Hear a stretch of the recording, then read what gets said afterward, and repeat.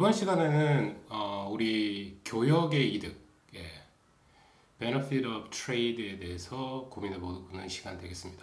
지난 시간에 우리 간단하게 PPF, Production Possibility Frontier에 대한 공부를 했었고요. 그 경제학을 기본적으로 공부하기 시작하는데 모형을 이용한다, 경제학자들이.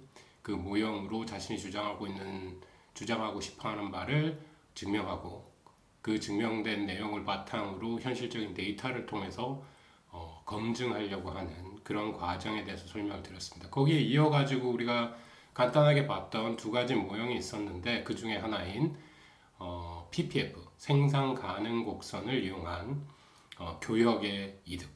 무역이 왜 일어나고 무역을 통해서 우리가 뭘 얻을 수 있는지에 대한 내용이 되겠습니다. 국제 무역이라고 하는 측면으로 이해를 하셔도 되지만 개인 간의 거래를 이루어가는 것, 사고 파는 것, 그런 것 자체, 교환하는 것 자체, 인간의 본성에 사실은 기인한다고 볼 수 있는데 자신이 필요한 물건, 남겨놨던 잉여적인 물건들을 서로 교환하고 그 교환을 통해서 더 행복해지고 그 이득을 얻는 그런 과정에 대한 이해, 분석을 한번 해보도록 하겠습니다. 그래서 그 제목은 이제 교역의 이득 뭐 이렇게 표현할 수 있겠는데요.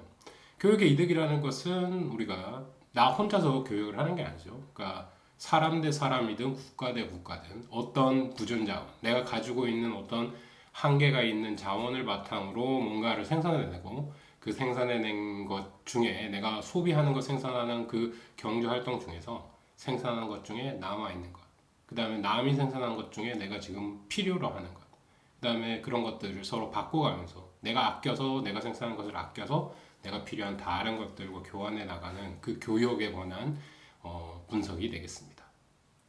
자, 한번 살펴보시죠.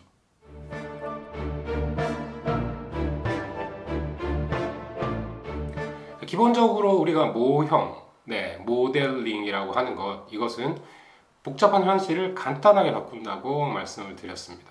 왜? 분석하기 편하고 분석이 명쾌하게 하기 위해서입니다. 만약에 고려해야 될 상황들이 너무너무 많다면 하나의 변수가 변했을 때 다른 변수에게 영향을 주고 그 다른 변수가 또 다른 변수에 영향을 주는 등 여러 가지 현상이 복잡하게 일어나겠죠. 그러면 어떤 것이 더 큰 영향을 미치고 어떤 과정을 통해서 결론이 도출되는지에 대한 분석이 명쾌하지 않을 수 있습니다. 그래서 모형을 이용하고요. 여기서 이제 그 생산 가능 곡선을 이용한 모형을 이용할 텐데 그러면 우리 생산 가능 곡선 그릴 때 2차원적인 공간, 그러니까 X와 Y축 두 개의 차원을 고려한 공간을 생각했습니다. 그 공간을 얘기하는 것처럼 그때 우리가 고려했던 것도 두 가지 상품이었죠. 그래서 생산 가능 곡선의 모형을 이용한다면 기본적으로 두 가지의 상품만 존재한다고 가정을 하게 됩니다. 그럼 여기서 우리가 가정하게 될 것은 고기하고 감자 이 두 가지 생산물만 생산 가능하다. 이 세상에는 두 가지 생산물만 존재한다 라고 생각하시면 되겠습니다. 그 다음에 이제 교역이라고 했으니까 교역을 세 사람, 네 사람, 다섯 사람, 여섯 사람 많이 늘어나다 보면 아주 복잡한 거래 관계가 생기겠죠. 그 복잡한 거래 관계 이전에 원칙 또는 아주 기본적인 어떤 거래, 교역의 조건에 대해서 생각하기 위해서 두 사람만 존재한다고 가정합니다. 우리가 바탕을 두고 있는 교과서가 영어 교재다 보니까 사람 이름도 영어로 썼어요. 루비와 프랭크인데 루비는 목장을 소유하고 있고 목장 주인인 루비, 감자를 재배하는 농부인 프랭크의 두 사람이 존재하고 두 가지 고기와 감자 이 두 가지 상품만 이 경제에 존재한다고 생각하는 거죠. 두 사람, 두 물건, 두 상품. 2x2 모델이라고 합니다. 2 곱하기 2 모델 이렇게 편하게 얘기할 수도 있어요. 그럼 생산물들, 플레이어들 또는 어떤 그 교역을 할 사람, 경제 주체 두 명이 되겠습니다. 그리고 기본적인 얘기가 되겠지만 두 사람 다 고기와 감자를 먹고 사니까 그 식단을 다양하게 하기 위해서 둘 다 선호하고 좋아한다 라고 가정되어 있는 거죠. 프랭크는 감자를 생산하고 고기는 전혀 좋아하지 않는 채식주의자다 이런 식의 어떤 특별한 뭐 경우가 생기면은 교육이 일어나지 않겠죠. 나는 감정 생산해갖고 내가 생산하는 거 자급자족으로 먹겠다. 이렇게 될 텐데 둘 다 좋아하니까 고기와 감자 모두를 프랭크도 좋아하고 루비도 좋아하기 때문에 사실 기본적인 교육의 첫 번째 시작점이 되겠습니다. 그래서 두 가지 상품, 두 사람, 그리고 선호 조건 또는 이제 교육 조건은 기본적인 조건은 둘 다 두 물건을 선호한다, 좋아한다. 두 물건을 섭취하고 소비하는 것을 좋아하는 조건이 붙어줘야 되겠습니다. 아주 간단하게 생각해 보면 둘 다 이제 하나의 상품만을 생산하는 상황입니다. 네. 그럼 루비는 고기만을 생산하고 프랭크가 감자만을 생산한다면 교육이 일어나지 않겠죠. 네, 생산하는 것 자체는 그렇게 생산하는데 소비를 그렇게 원한다면 교육이 전혀 일어날 수 없습니다. 그러니까 두 사람 다 고기 소비하는 것도 좋아하고 감자 소비하는 거, 감자 먹는 거, 고기 먹는 거 다 즐기는 상황이다 라는 조건이 붙어야겠죠. 네. 기본적으로 뭐 이렇게 목장 주인이고 감자 생산자, 농장 주인이고 농장 주인이고 농부이고 이렇게 두 가지 조건을 얘기했는데요. 그렇지만 농장의 일부를 쪼개가지고 이렇게 생각해 볼 수 있다 이거죠. 둘 다 감자랑 고기를 좋아하니까 감자 조금, 고기 조금을 둘 다 생산할 수 있습니다. 농장에 텃밭을 이루어가지고 감자를 만든다던가. 그러면 두 가지 상품이 존재하니까 두 가지 상품을 만들어낼 수는 있어요. 어떤 게 더 생산적인지, 어떤 게 더 효율적인지에 대한 얘기는 아직 고민하고 있지 않습니다.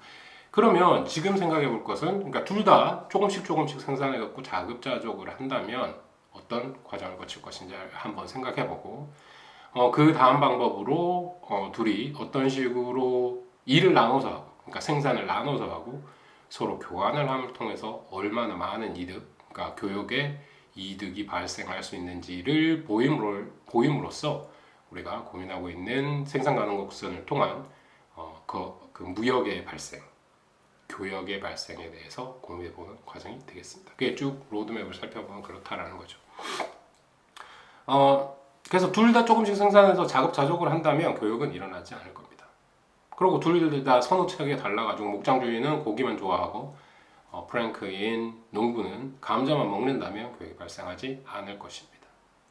그런데 그렇지 않다라는 거죠. 사람 사는 그 생활이.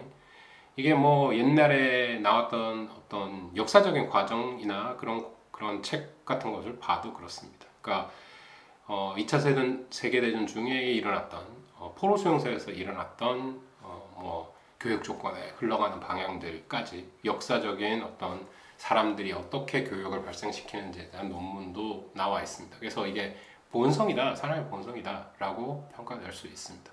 부존 자원이 어떻게 정해져 있는데 그 자원만큼 자기가 다 소비하고 자급자족만 하는 것이 아니라 자급자족을 처음에 즐길 수는 있어요. 시간이 흘러가면서 내가 좋아하는 선호하는 물건이 생기고 그 선호 조건이 사람마다 다 제각기 다르기 때문에 교육, 바꿔서 소비하는 과정이 발생한다로 이제 이해하시면 되겠습니다.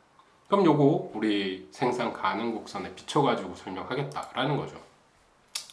그럼 생산 가능 곡선이 나타내는 건 뭐겠습니까? 각각의 경제 주체 또는 경제가 생산해낼 수 있는 최대한을 생산해낼 수 있는 자기가 가지고 있는 부존 자원을 가지고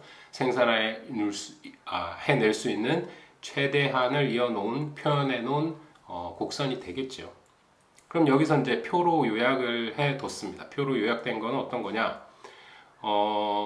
지금 고기 1온스와 감자 1온스, 단위가 온스, 잘 안 쓰는 단위, 한국에서는 잘 안 쓰는 단위이긴 한데 여기 그렇게 표현이 돼 있어요. 그러니까 프랭크는 1온스를 생산하는데 소요되는 시간이죠. 그러면은 고기 1온스 생산하는데 프랭크는 60, 저기서는 분의 단위로 계산했군요. 그럼 60분, 감자는 15분 걸립니다. 루비의 경우는 고기 1온스 생산하는데 20분, 감자 1온스 생산하는데 10분이 되겠네요. 네, 표를 살펴보시면 되겠고요. 그러면은 이제 8시간을 일한다라는 거죠. 8시간을 일하면 그 교환을 해줍니다. 그러면 몇 온스를 생산해낼 수 있는지. 자, 60분, 1시간에 프랭크는 1온스를 생산할 수 있었어요. 그럼 8시간을 일한다면 8온스를 생산할 수 있겠죠. 뭐 온스가 됐든 개가 됐든 뭐 단위는 사실 별로 중요하지 않습니다. 그럼 바꿀 수 있죠. 시간도 8시간 일하는 거 16시간으로 바꿔 생각할 수 있고, 하루에 8시간인데 일주일에 뭐 40시간 뭐 이렇게 바꿔서 표현해낼 수 있습니다. 15분 걸리니까, 감자 1온스당 15분 걸리니까 1시간에 4온스를 생산할 수 있고 8시간에 32온스의 감자를 생산할 수 있겠죠. 요거 계산하는 건 별로 어렵지 않습니다. 그래서 루비는 고기 만드는데 20분 걸린다 그랬으니까 시간당 3온스, 그래서 8시간이라면 24 온스의 고기를 생산할 수 있고, 감자는 48온스를 생산할 수 있습니다. 자, 생산 가능 곡선을 한번 다시 생각해 보시죠. 그 축이 뭘 나타냈습니까? 고기와 감자, 그러니까 생산물을 나타냈습니다.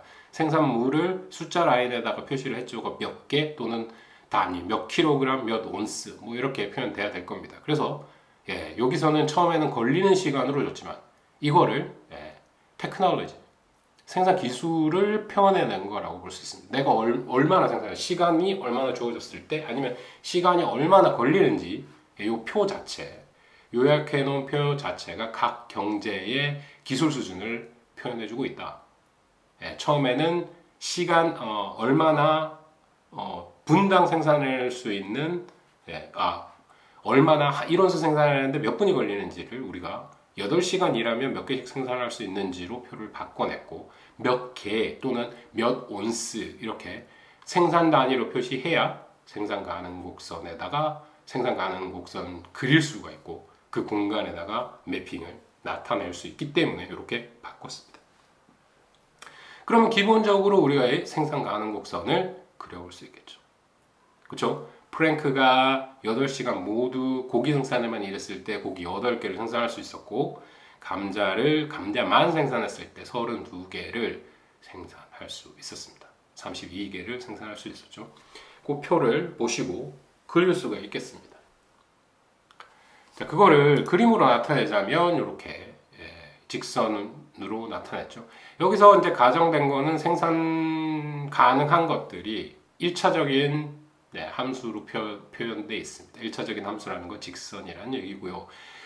특별히 다른 복잡한 함수를 쓸 수도 있는데 여기서는 그냥 가정을 1대1로 교환되는 1차적으로 교환될 수 있는 것으로 봤습니다. 그러니까 내가 고기에만 생산을 다 투자하든 감자에 대한 생산을 모두 다 투여하든 그 생산에 대한 시간 비율을 어떻게 조정을 하든 간에 그 비율, 생산할 수 있는 비율은 변하지 않는다는 가정이 있겠죠.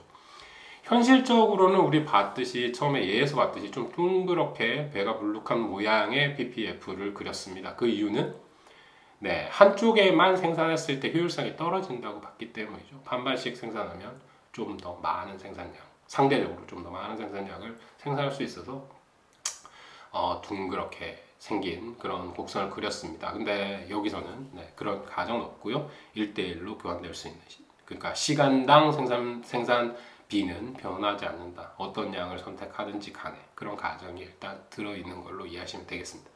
그래서 PPF를 이렇게 그려볼 수 있는데요. 그러면 농부인 프랭크가 생산하는 감자, 자기의 8시간을 모두 바친다. 하루 8시간을 모두 바친다면 32온스를 생산할 수 있죠. 그러면 32,0가 되겠죠. 감자가 X축, 고기가 Y축, 수평축, 수직축 이렇게 그려놨습니다. 이건 뭐 어떻게 바꿔서 생각해도 상관은 없습니다. 그게 논리가 바뀌는 건 아니고요. 그림의 모양만 바뀌겠죠. 그러니까 제가 말씀드리는 건 감자와 고기라는 축을 바꿔놓는 거 별로 문제되지는 않습니다. 그런데 여기서는 우리 편의상 감자를 X축에 고기를 Y축에다가 그렸습니다. 그렇다면 이 모양이 나타난다는 거죠. 이 표를 보시듯이 프랭크가 감자만을 생산했을 때 32개, 고기만을 생산했을 때 8개, 8온스를 생산한다라는 것을 이 그림을 통해서 바로 확인하실 수가 있고요. 그럼 루비의 표를 바라봤을 때 어떻습니까? 감자만 생산하면 48온스, 그 다음에 고기만 생산할 때 24온스의 생산물을 생산했고 생산할 수 있고 그거를 이제 직선으로 표현했습니다. 그럼 딱딱 반반씩 4시간씩 사용한다면 각각 반이 되겠죠. 그러면 16,4, 24,12 중점, 저 직선이 나타내고 그리고 있는 삼각형이라고 가정을 한다면 그 삼각형의 그 중간 빗변의 중간 지점, 중점을 가운데, 그러니까 반반의 시간을 할애했을 때 생산할 수 있는 점이 되겠습니다. 둘 다 전혀 교육을 하지 않고 자급자족을 한다. 근데 둘 다 동시에 좋아하고 각각의 반반의 자기의 시간을 할애해가지고 반반씩을 생산한다라면 저 생산점에서 생산하고 소비하게 될 겁니다. 네, 여기서 바라봐야 될 거는 어떤 게 있겠습니까? 루비는 고기와 감자 8시간을 일하면 고기든 감자든 모든 것들을 더 많이 얻을 수 있습니다. 둘 다 잘 한다는 거죠. 효율적으로 생산한다는 겁니다. 프랭크에 비해서. 이런 경우 교육을 할 유인이 있느냐? 그럼 루비는 교육을 하고 싶어 할 것인가에 대한 고민을 한번 해볼 필요가 있죠. 네, 이거 뭐 긴 역사적인 흐름입니다. 원래는 이게 그 경제학의 아버지라고 할 수 있는 아담 스미스가 얘기했던 논리와 연결되는 이야기예요. 아담 스미스는 어떻게 생각했느냐? 네, 이런 경우입니다. 자, 영국과 프랑스를 생각했어요. 영국과 프랑스, 뭐 철서 순위, 뭐 철서 역이, 뭐 이렇게 생각해도 됩니다. 근데 이제 환경을 고려해 보면 영국은 양모를 생산하는데 양을 키워서 털을 깎아서 양모를 만드는데 아주 날씨 습하고 온도 양식이 좋은 날씨였습니다. 프랑스는 날씨도 좋고 포도가 유명하죠. 포도주도 유명하고요. 그럼 포도주와 양모로 만든 옷이라든지 양모 자체라든지 뭐 섬유라든지 양모로 만든 섬유 그 두 가지를 고민해 보면 이렇다라는 거죠. 영국은 확실하게 양모를 만드는 데는 특화되어 있습니다. 아주 양모는 잘 만들어요. 특히 뭐 프랑스에서 양을 키우기도 어렵고 양모를 깎아내는 기술이 부족합니다. 그럼 교육이라는 거 어떤 식으로 이루어질 수 있겠습니까? 절대우위론이라는 논리인데요. 그러니까 영국은 양모를 생산하는데 아주 효율적이고 프랑스는 포도주를 특산물로 생산하고 있고 그쪽 포도주도 맛있고 싸고 그렇죠? 그래서 프랑스의 포도주랑 영국의 양모를 수출하고 수입한다. 각각 국가에서 절대적으로 우위에 있는 생산하는데 더 효율적인 더 높은 퀄리티의 물건을 생산해서 교환하는 것 절대 우위론입니다. 영국은 양모가 절대 우위에 위치해 놓여 있고 프랑스는 포도주가 절대 우위에 놓여져 있다라는 출발점이에요. 거기서 교육이 이루어진다라는 거죠. 어떤 나라는 어떤 물건을 아주 잘 만들고 다른 나라는 어떤 물건을 훨씬 더 잘 만들기 때문에 각각 그 물건을 만들어 가지고 서로 나눠서 쓰고 바꿔가면서 쓰고 하면 된다라는 거죠. 그 논리가 절대 우위론입니다. 그렇다면 우리가 바라봤던 이 그래프를 살펴봤을 때 절대적인 관점에서 보면 루비는 고기만 생산하면 24개 생산합니다. 8시간에. 고기 생산에 있어서 프랭크보다 루비가 훨씬 더 효율적이죠. 그렇죠? 그럼 또 감자를 한번 볼까요? 루비가 생산하면 48개를 생산할 수 있는데 프랭크가 생산하면 32개밖에 생산할 수 없습니다. 이런 경우에 어떤 논리로 왜 두 사람 간의 교역이 일어날 수 있느냐? 특별한 조건이 아닌 일반적인 조건에서 교역이 일어나느냐? 고민해 볼 필요가 있다는 겁니다. 답을 먼저 말씀드리자면 교역이 일어납니다. 그 논리를 주장했던 사람이 절대 우위론 그것 때문에 교역이 일어나는 건 아니야. 그게 아주 단순한 생각으로는 교역이 일어날 수 있겠지. 그렇지만 어떤 나라가 두 물건을 생산하는 데 있어서 다 효율적이라도 교역은 충분히 발생할 수 있다 라고 주장한 논리가 비교 우위론입니다. 데이비드 리카도라는 경제학자가 주창하였고 비교 우위론 자체는 상당히 경제학적으로도 가장 어렵고 까다로운 이론으로 이해되고 있습니다. 그러니까 이해하기 어렵다라는 거죠. 개념적으로. 어떻게 한 국가가 훨씬 더 효율적인 생산 능력을 가지고 있고 기술 수준이 높아가지고 두 가지 다 잘 생산할 수 있는데 왜 후진국인 저 나라와 교역을 할 이유가 생길 수가 있을까? 그거를 의아해하고 그럼 나는 쟤랑 교역을 하지 않겠다 라고 판단할 수 있는데, 그런 과정 속에서도 두 국가 모두, 그럼 그 비효율적인 국가는 교역을 시작하면 훨씬 더 이득을 얻을 수 있을 거예요. 네. 비율로 따지자면 훨씬 더 큰 이익이 되겠죠. 근데 큰 국가도 이익을 얻을 수 있다는 걸 보여주고 그 논리를 증명한 것이 비교 이론이 되겠습니다. 그래서 이제 요 두 가지 그 우리 지금 생각하고 있는 생산 가능 곡선을 통한 교역 조건, 교역을 통한 이득, 요거를 보기 위해서 우리가 오늘 공부를 하고 있습니다. 두 개의 생산 가능 곡선 그리는 거 아주 중요하니까 우리 지난번에도 한번 연습을 했었죠. 어떻게 그리는지 잘 이해를 하시고 그 표 이렇게 바꿔서 시간으로 아니면 비용으로 주어졌다.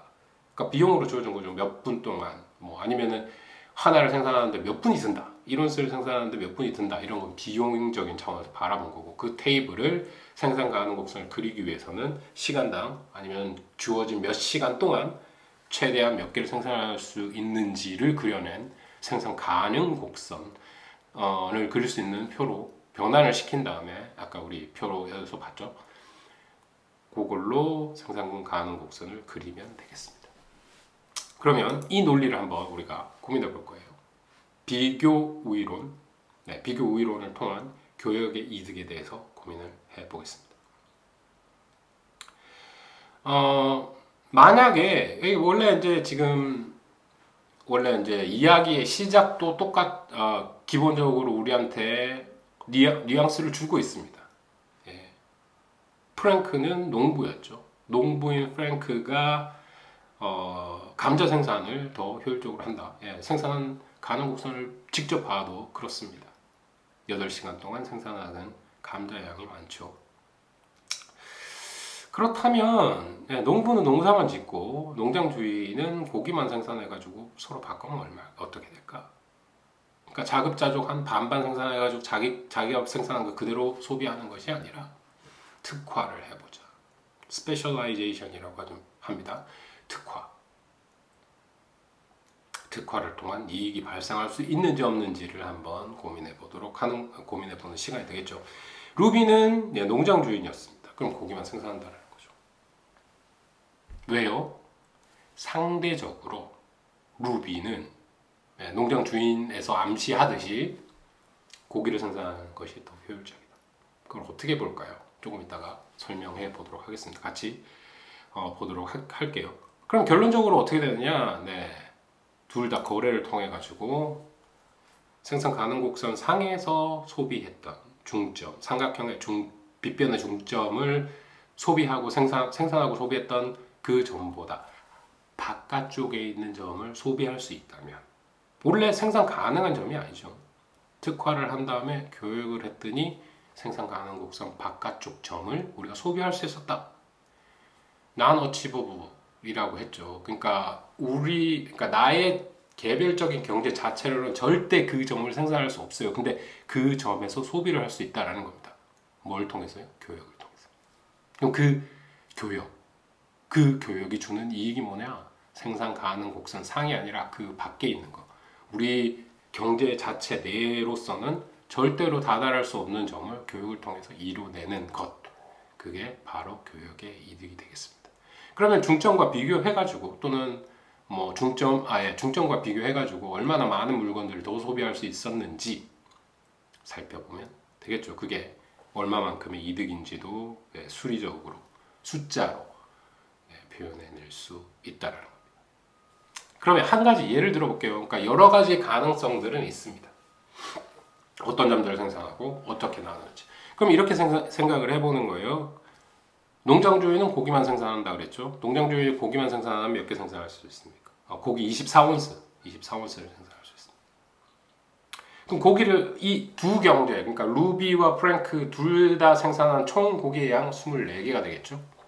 24개가 될 겁니다. 그 24개 루비가 생산해내고, 그럼 프랭크는 감자만 생산하자 이거죠. 프랭크가 감자만 생산하면 몇 개 생산했네요? 32개 생산합니다.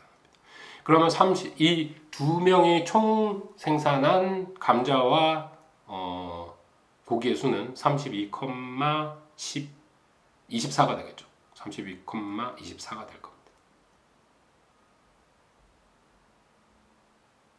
되셨나요? 32,24죠.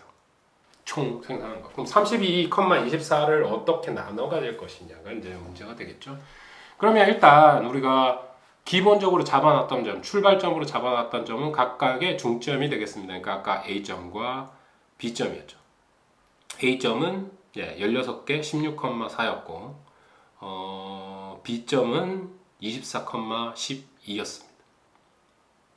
그거 더해보면 42,16이 되겠죠. 확실히 총 생산량 자체는 적습니다. 두 명이 총 토탈 프로덕트의 양으로는 그게 작죠. 반반씩 생산한다면 그 점 이상으로 생산할 수 있습니다. 어떤 식으로 교환을 그렇게 하면. 그럼 여기서 예로 한 가지 거래의 예로 B'과 A'점을 잡아놨습니다. 어떻게 해요? 그러니까 루비는 27개의 감자와 13온스의 고기를 소비하는 B'점과 A'점 17,5 각각이 원래 중점보다 생산해냈던 것보다 각각을 1씩 더. 왜냐하면 생산량을 보니까 2씩 더 많았어요. 그걸 잉여분 자체를 반반씩 나눠 갖는 걸로 계산을 한다면 어떨 것이냐. 자, 여기서 이제 교육의 한 가지 예를 다시 한번 살펴보도록 하겠습니다. 교육을 어떻게 함을 통해서 이득이 나타날 수 있는지. 비교 이론에 대해서 살짝 말씀드렸죠. 비교 이론, 한쪽의 국가가 두 가지 물건 모두에 대해서 더 생산 효율이 있다고 치더라도 어떻게 잘 생산하는 과정을 거침을 통해서 두 국가 모두에게 이득을 줄 수 있다. 그 한 가지 예를 보이자면 여기에 표를 보듯이 그림을 보듯이 둘 다 이득을 볼 수 있는 점을 찾아낼 수 있습니다. 그럼 우리 첫 번째로 우리 가정했던 것이 뭐였습니까? 그러니까 그 각각 프랭크와 루비가 딱 중점, 그러니까 자기 생산을 하는데 두 물건 다 좋아하니까 자급자족을 하기 위해서 반반씩 생산을 한다. 자기의 생산 가능이 32,0와 0,8이었는데 그 반반인 16,4에서 생산하고 소비하는 거였고요. 프랭크의 경우. 루비의 경우 24,12에서 생산을 하고 소비를 했습니다. 그러니까 감자 24온스, 고기 12온스를 생산하고 고기를 소비했습니다. 근데 그 조건에서는 교육이 일어나지 않았죠. 근데 교육이 일어나면 비교 우위를 통한 어떤 것이 상대적으로 더 효율적인지에 대해서 고민해보는 그 점이 되겠네요. 그러면 여기서는 뭐 특별한 조건이나 이런 거 따지지 말고 이렇게 한번 생각을 해보도록 하겠습니다. 기본적으로 프랭크가 생산의 효율이 낮습니다. 생산의 효율이 낮은 프랭크가 상대적으로 잘하는 거. 그나마 감자는 생산을 잘하죠. 효율적으로 생산하죠. 8시간 일하면 감자는 32온스 생산해낼 수 있습니다. 요 조건 어떤 식으로 우리가 판별을 해야 되는지는 조금 이따가 또 고민을 해볼게요. 그러면 이렇게 생각을 해보는 거죠. 프랭크는 32온스만의 감자를 생산합니다. 그러면 루비는 어떻게 할 것인가? 그럼 요거부터 한번 생각해보죠. 원래 이제 16,4와 24,12의 각각의 생산과 소비를 개별적으로 일어났습니다. 그쵸? 16,4, 24,12. 이해되시죠? 그럼 16 더하기 24 하면 몇입니까? 42죠. 32만을 생산해냈을 때 우리가 이제까지 생산했던 지금까지 생산하고 소비했던 자급자족으로 생산했던 양보다 생산량이 줄어듭니다. 그럼 두 경제 모두 그거보다 많은 감자 양이 필요할 겁니다. 일단 프랭크는 감자에 올인을 했고요. 감자에 특화를 했습니다. 그런데 두 경제 또는 두 사람 모두가 소비하고 싶은 감자의 양이 그 양보다는 조금 더 많아요. 그러면 물론 그렇게 생산이 각 국가마다 상대적 우위에서도 더 많은 생산량을 생산해낼 수 있다면 둘 다 특화를 하면 좋은데 기본적으로는 작은 경제 규모를 가진 국가는 특화를 하고 큰 경제 규모를 가진 국가는 한 상품이 아니라 두 가지 상품을 생산을 하는 경우가 결론적으로 나옵니다. 그럼 여기서 기본적으로는 42온스에 두 사람의 자급자족이었을 때 42온스의 감자가 필요했습니다. 근데 32온스밖에 우리가 32온스밖에 생산하지 못했어요. 그렇다면 이렇게 그러니까 32온스였으니까 네, 32온스보다는 2온스 많게 감자를 한번 생산해 봅시다. 루비가 그렇게 생산한다는 거죠. 그럼 12온스만큼 생산을 한다면 루비는 몇 개의 몇 온스의 고기를 얻을 수 있을까요? 네, 18온스의 고기를 생산할 수 있습니다. 감자 12온스와 고기 18온스. 원래 12온스를 소비했죠. 네, 24,12였습니다. 그러면 이제 원래 거를 생각해 보자면, 원래의 소비점을 생각해 보자면, 고기의 경우는 12온스를 루비는 생산 소비했고, 프랭크의 경우에는 4온스의 고기를 생산했습니다. 그러면 총 생산량이 16온스의 고기를 총 소비를 했죠. 두 사람 모두. 16온스보다 많이 생산할 수 있을까요? 많이 생산할 수 있습니다. 그 그래프를 그려서 1대1 그래프를 그려보면 기울기가 마이너스 2분의 1이죠. 네, 마이너스 2분의 1입니다. 루비의 생산 가능 곡선의 직선, 그 직선의 기울기. 그래서 네, 얼마를 생산할 수 있느냐? 12온스를 생산한다면 루비가 감자를 12온스 생산한다면 얼마를 생산하느냐? 18온스의 고기를 생산할 수 있습니다. 18온스의 고기를 생산해가지고 내가 원래 12온스 고기만 먹었는데 루비의 경우 1온스 더 먹는다고 치고 13온스를 먹는다고 치더라도 소비한다 치더라도 네, 5온스의 고기가 남게 되겠죠. 그거는 프랭크랑 교환을 하면 되겠습니다. 고기 5온스를 프랭크한테 주고 네, 감자 27온스를 받아오는 겁니다. 그렇게 교환을 하면 두 사람 다 어떻게 된다고요? 생산 가능 곡선 밖에 있는 점에 소비를 할 수 있게 된다라는 거죠. 기본적으로 자급자족, 그러니까 그 국가 경제만, 그 사람의 경제는 생산 능력만 생각했을 때 그 점을 그 점에 도달할 수 있었나요? 없었습니다. 생산 가능 곡선 위가 가장 효율적인 점이라고 했죠. 생산은 아주 효율적으로 두 국가하고 사람이 다 하고 소비를 어떻게 한다고요? 그 효율적인 점보다 바깥에 있는 점. 아무리 열심히 일해도 그 소비점은 달성할 수가 없었는데 둘 교환을 하니까 프랭크 아주 특화해가지고 감자만 생산하고 루비 감자 조금이랑 고기 조금을 동시에 생산해가지고 서로 교육을 했어요. 바꾸니까 둘 다 더 좋아지더라. 네, 기본적으로 더 행복해지더라. 이렇게 생각해 볼 수 있겠습니다. 이게 교육의 이득으로 표현될 수 있다는 거죠. 그러면 원래 자급자족과 비교해 봤을 때 프랭크의 자급자족점은 A점이었죠. 16,4. 근데 지금 현실 그 교육을 통해서 특화하고 프랭크가 특화하고 루비가 조금씩 생산했을 때 반반씩, 정확하게 반반은 아니지만 어떤 양들을 생산했을 때 소비점이 17,5와 27,13으로 변했다라는 거죠. 루비의 경우 감자 3온스 더, 그 다음에 고기 1온스 더를 소비할 수 있고요. 프랭크의 경우에는 각각을 1온스 더 소비할 수 있었습니다. 네, 그거를 수치로 얼마만큼의 교육의 이득을 얻었는지를 우리가 표현해낼 수 있다. 네, 이렇게 볼 수 있습니다.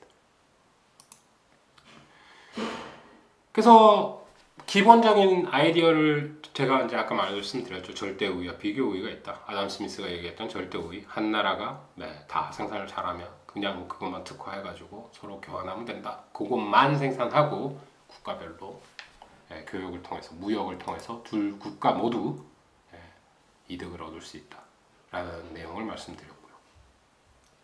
그 다음은 비교 우위. 그런 경우가 아니더라도 지금 우리가 봤던 이 경우처럼 루비가 두 생산물 모두에 대해서 효율적인 생산량을 가지고 있다. 8시간을 일하면 둘 다 이득을 얻을 수 있더라도 프랭크가 그냥 감자에 특화하고 루비가 어느 정도 양들을 생산하는 교육을 한다면 둘 다 행복해질 수 있는 경우를 보여드렸습니다.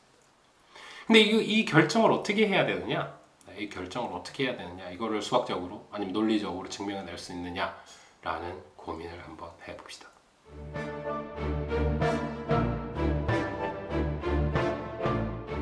자, 효율적인 생산 조건 또는 생산하는 이제 양을 결정하고 무엇을 얼마나 생산할 건지에 대해서 교육 전에 얼마를 생산해가지고 교육을 해야 될 것인지에 대해서 고민하는 시간인데요. 그거를 판가름하는 것, 우리 지난 시간에 배웠던 개념입니다. 기회비용이에요. 기회비용.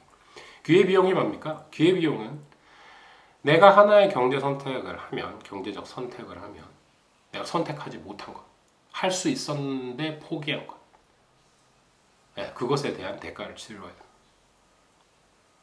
그거를 기회비용이라고 얘기한다고 일컫는다고 말씀드렸죠.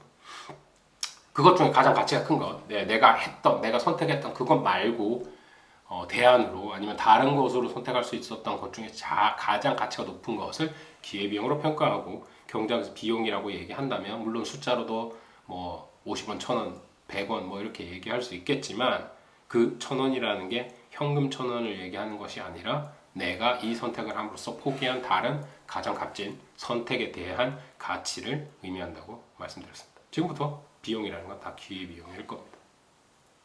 경제학 내에서는 여러 가지로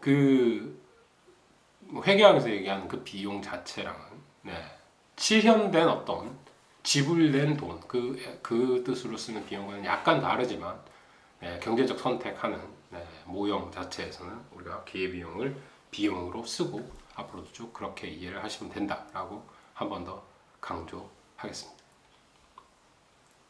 그래서 이제 기회비용에 대해서 한번 생각을 해보자라는 거죠. 프랭크의 경우는 어떻느냐?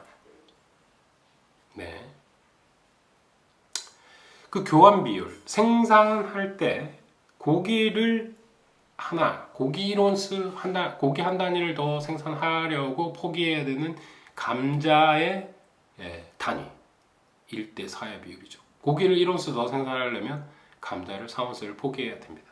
이 직선적, 그러니까 1대1적인 비율은 변하지 않는다고 했습니다. 고기를 얼마나 생산하든 감자를 얼마나 생산하든 가네요. 원래 기본적으로는 한 가지 물건에만 너무 계속 집중해서 생산을 하다 보면 생산 효율성이 떨어지게 됩니다. 한계 비용이 체증한다 이렇게 말씀드릴 수 있는데, 그 부분은 좀 더 이따가 고민을 해보고요. 여기서는 그런 거 없이 1대1로 바뀐다라고 했죠. 그래서 직선으로 표현됩니다. PPF가. 근데 그 비율 1대4의 비율이었다라는 거죠. 이해되시죠? 1대4의 비율이었고, 그 기회비용을 나타내는 것이 뭐다? 생산 가능 곡선의 기울기다라고 보시면 되겠습니다. 그 1대4의 비율이 어떻게 나느냐? 그 직선의 기울기가 마이너스 4분의 1이었죠. 그러면 루비의 경우는 어땠습니까? 마이너스 2분의 1이었죠. 어떻다고요? 고기 1온스 생산하기 위해서 감자 2개 포기해야 된다. 그죠? 그 기울기를 나타내는 겁니다. 그래서 생산 가능 곡선의 기울기, 그 기울기 자체가 기회비용을 나타내는구나 라고 이해하시면 되겠습니다. 어떤 식의 기회비용이냐? 내가 고기를 하나 생산하기 위해서 감자의 생산을 얼마나 포기해야 되느냐? 그렇죠? 프랭크의 경우에는 고기 1온스를 더 생산하려면 4온스의 감자를 포기해야 됐었고, 루비의 경우에는 2개와 하나, 1온스의 고기를 더 생산하기 위해서 2개의 감자를 포기해야만 했었다. 그게 기회비용이다. 이렇게 이해하시면 되겠습니다.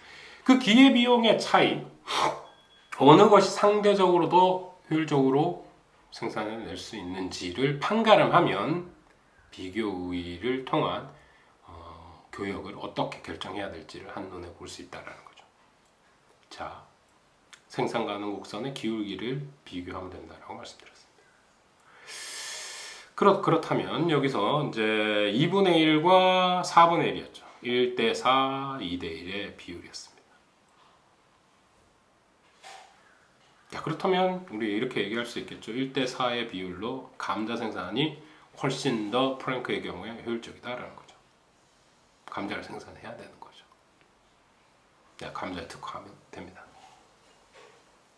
루비의 경우에는 두 상품 모두 다 효율적이기 때문에 둘 다 특화를 했을 경우에 우리가 처음에 자급자족으로 해서 생산했던 총 생산량의 고기는 훨씬 더 많은 양을 생산했을지언정 감자의 양이 부족하기 때문에 그 감자의 양을 루비가 메꿔주면 되겠습니다.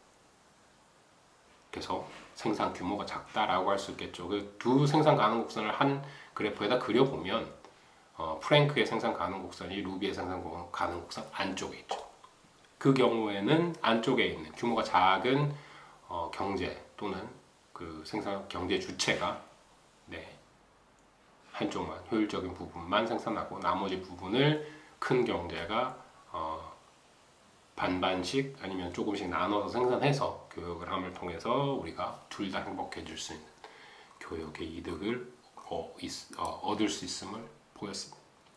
그 부분을 보인 것, 그 부분에 대해서 설명한 것, 그 논리를 내세운 것이 바로 비교 우위론이 되겠죠.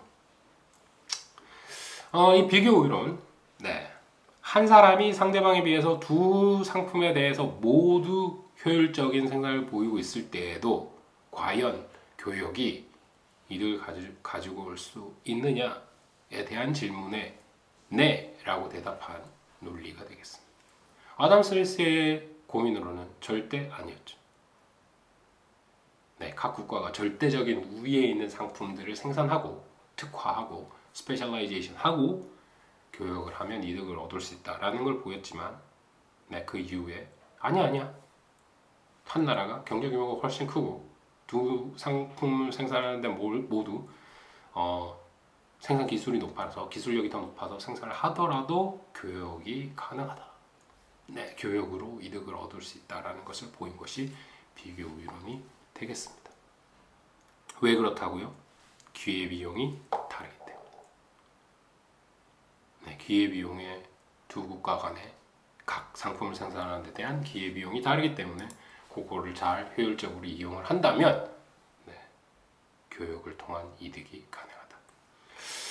그러면 여기서 아주 특별한 경우를 고민해 볼 수 있습니다. 본질적인 이유가 어디에서 왔다고 그랬죠? 기회비용이 다르기 때문에 왔다고 했습니다. 그러면 국가의 경제 규모도 다르고 기회비용은 같다면 교역을 통해서 이득을 얻을 수 있나요? 에 대한 질문을 우리가 한번 해볼 수 있습니다. 이게 이제 가장 심화된 비교 이론에 대한 질문이죠.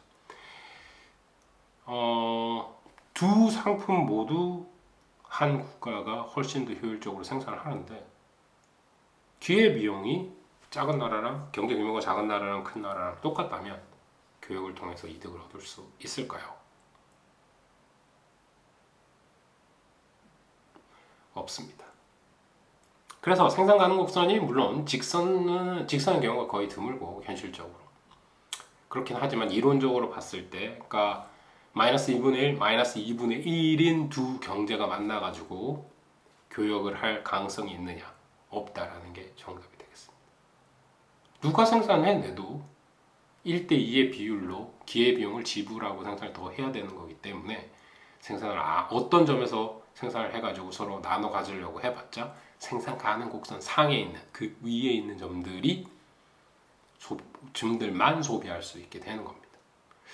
그래서 기회비용이 동일할 경우에 기술 조건이 아주 동일할 경우에 교환 비율, 생산에 대한 교환 비율이 똑같은 경우에는 두 나라 간 무역을 통한 교역을 통한 이득을 얻을 수 없다라는 점을 강조 한번 해보겠습니다. 이 부분에 대해서 처음에는 잘 설명하지 않습니다. 왜냐하면 복잡하고 처음에 이제까지 설명했던 이 부분을 이해하는 것이 훨씬 더 중요하기 때문에 근데 이제 한번 그런 부분에 대해서 고민을 해봤고요. 비교 우위를 결정하는 것, 그게 이제 기회 비용을 비교해가지고 어떤 부분이 더 효율적인지, 어떤 부분이 상대적으로 효율적인지, 그 볼륨이나 기본적인 그 생산량을 비교하는 것이 아니라 기회 비용을 비교해가지고 작은 경제에서는 한 부분에 완전히 특화를 하고 다른 큰 경제에서는 두 가지 상품을 골고루 생산하는 어떤 점을 찾아내가지고 교역을 하면 두 국가 모두 교역을 통해서 이익을 얻을 수 있다. 이것이 이번 1시간 내의 결론이 되겠습니다.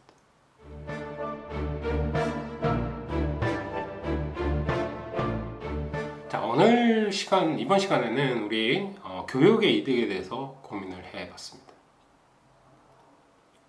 교육의 이득이라는 것, 네, 우리 생산 가능 곡선의 생산 가능 곡선을 통한 생산 가능 곡선 모형을 통해서 설명을 했고, 그걸 통해서 이제 분석하고 결론을 도출해냈죠. 기본적인 질문은 이렇습니다. 두 가지 상품을 생산하는 두 경제 주체가 있었을 때, 한쪽은 두 물건 다 생산할 수 있는데, 한쪽은 어떤 물건에 대해서 상대적으로 더 잘 생산을 하고, 그 교환 비율이 기회비용이라고 말씀드렸죠. 기회비용이 한쪽이 더 작을 때, 비용이 작게 될 때 어떻게 하냐, 그 상품에 대해서 특화를 하게 되고요. 특히 상대적으로 기회비용이 낮은 그 상대방은 다른 물건을 생산함을 통해서 생산을 하고, 그 생산하는 것을 두 경제 주체가 교환을 하면, 네, 기본적으로 자급자족을 했던 것보다 더 큰 행복, 더 큰 만족을 얻을 수 있다는 결론을 도출했습니다. 첫 번째로 우리가 고민했던 것, 절대 우위론처럼 두 국가가 비슷한 경제 사이즈를 가지고 있는데 기회비용이 다르다. 아주 쉽게 한 재와 다른 재와 특화를 한 다음에 교환을 하면 되겠습니다. 영국과 프랑스의 예를 들어서 말씀을 드렸고요. 아니면은 이제 한 경제가, 그러니까 루비와 프랭크의 예를 들었는데, 프랭크와 루비의 예를 들었는데, 프랭크는 농부인데 두 물건을 생산하는데 상대적으로 적게 생산을 합니다. 8시간을 투자했을 때. 8시간이란 부존자원은 둘 다 똑같이 있다라고 생각하는 거죠. 그런 경우에도 교육이 발생할 수 있느냐? 어떻게 가능했죠? 네, 프랭크인 경제적인 규모가 조금 작은 프랭크는 특화를 합니다.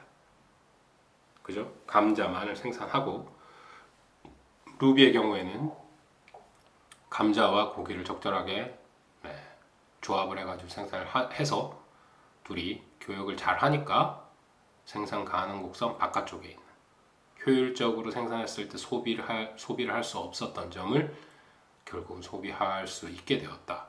그게 이제 개수로 나타낼 수 있는 교육의 이득을 우리가 보여줬습니다.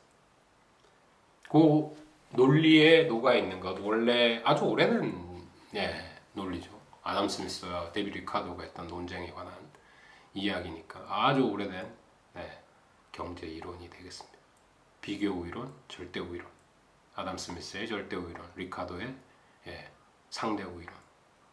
comparative advantage라고 합니다. 비교 우위, 상대 우위, 이렇게 표현되기도 하는데, 비교 우위라는 말을 더 많이 씁니다. 그래서 절대 우위론, 비교 우위론입니다. absolute advantage, comparative advantage. 그래서 각각이 되겠네요.